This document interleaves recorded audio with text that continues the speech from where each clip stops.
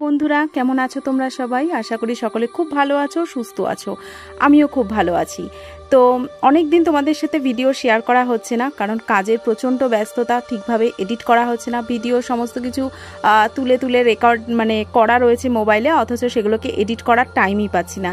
তো অনেক দিন পর আবার একটা ভিডিও নিয়ে তোমাদের সাথে চলে এসেছি। এই ভিডিওটা হচ্ছে মায়ের পুরোটাই মায়ের ওপরে ভিডিওটা করা, কারণ এটা ঠিক কালী পুজোর কিছুদিন আগে হঠাৎ করেই আমরা দুজন প্রোগ্রামিং কোনো কিছু ছাড়াই নৈহাটিতে চলে গেছিলাম বড় মাকে দর্শন করতে। তো ওখানে গিয়ে দেখি রবিবার ছিল, সেদিনটা প্রচণ্ড ভিড় ছিল, কিন্তু বড় মার আশীর্বাদে সেইভাবে একটা কষ্ট হয়নি। অতটা ভিড় ঠেলেও যেন 1 ঘন্টার মধ্যে আমাদের বড় মার দর্শন হয়ে গেছে। পুজো দিয়েছি, আর মন্দিরে গিয়ে পুজো দিয়েছি। আর পাশেই যে বড় মার যে মূর্তিটা পুজো হয়, সেই মূর্তিটা তখনও তৈরি হচ্ছিল। কারণ আমরা গেছিলাম কালী পুজোর ঠিক 1 সপ্তাহ আগে, এরকম সময় আমরা গেছিলাম। ভেতরেও ভালো ভিড় ছিল, কিন্তু বেশ স্মুথলি পুজো দিতে পেরেছি, মাকে ভালো করে সামনে থেকে দর্শন করতে পেরেছি। আর তোমাদের জন্য ভিডিওটা শেয়ার করলাম যে তোমরাও একটু দর্শন করো বড় মাকে। তো সেখান থেকে সেদিন তো চলে এলাম নৈহাটি থেকে পুজো টুজো দিয়ে। তারপরে কালী পুজো একদম মুখে। তো আমাদের এখানে খড়দাতে একটা কুমোরটুলি রয়েছে, কুমোরটুলি টাইপের রয়েছে। ওখানে ওরা ঠাকুর বানায়, যত পুজো হয় সমস্ত মাটির ঠাকুর ওখানে বানানো হয়। একটা খড়দায় আছে, আবার একটা সোদপুরে আছে। তো প্রথমে আমরা খড়দায় গেছিলাম।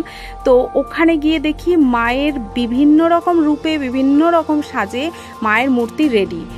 আর কিছু কিছু মূর্তি পুরোপুরিভাবে তখনও সাজসজ্জা দিয়ে রেডি হয়নি, তাও সেগুলো এত সুন্দর লাগছে, বিনা সাজেই মাকে এত সুন্দর লাগছে। সেগুলো ক্যামেরা বন্দি না করে আর থাকতে পারলাম না, তোমাদের সাথেও শেয়ার করলাম। তোমরাও দেখো কিরকম লাগলো, আমাকে জানাতে একদম ভুলো না।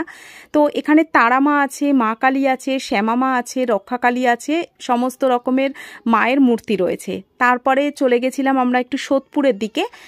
তো সোদপুরে ওখানে আমাদের গোশালার কাছে রানী রাসমণি মোড় আছে, সেখানে গোশালার পাশে একটা 13 হাত কালী পুজো হয়, বিশাল লম্বা।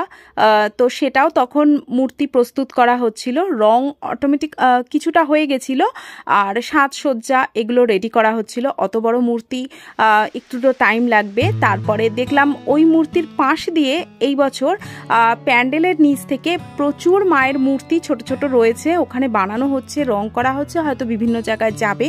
তো সেই মূর্তিগুলো একটা অসাধারণ সৌন্দর্য ছিল। আসলে মায়ের রূপই হয় আলাদা। তো বিভিন্ন রকম সাজেই যেন মাকে অপূর্ব সুন্দর লাগছিল। তো সেখানেও ক্যামেরাবন্দি করলাম, কিছু ছবি তুলেছি, মায়ের ভিডিও করেছি, আর সেগুলো তোমাদের সাথে শেয়ার করলাম। তোমরা দেখো, 2 চোখ ভরে দেখো তোমাদের কিরকম লাগলো আজকের এই ভিডিওটা। আমাকে অবশ্যই কমেন্টের মাধ্যমে জানাতে কিন্তু একদম ভুলো না। একটু অন্যরকম ভিন্ন স্বাদের ভিডিও নিয়ে তোমাদের সাথে আজকে আমি আবার অনেক দিন পর দেখা করলাম, ভিডিওর মাধ্যমেই তোমাদের সাথে আবার জুড়লাম। বেশ ভালো লাগছে।